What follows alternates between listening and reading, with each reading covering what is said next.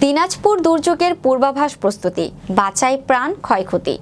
এই প্রতিপাদ্যকে সামনে রেখে দিনাজপুরের কাহারোলে জাতীয় দুর্যোগ প্রস্তুতি দিবস 2025 উদযাপন করা হয়েছে।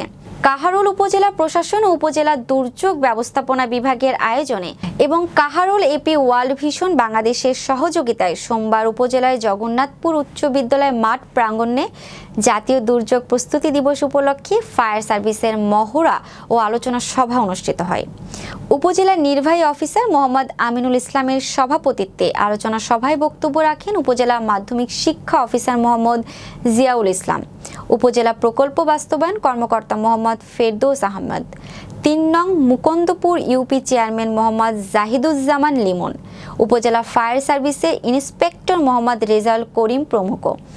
আলোচনা সভা শেষে ফায়ার সার্ভিসের ইন্সপেক্টর মোহাম্মদ রেজাউল করিমের নেতৃত্বে দুর্যোগের পূর্বাভাস প্রস্তুতির বিভিন্ন মহড়া প্রদর্শন করা হয়।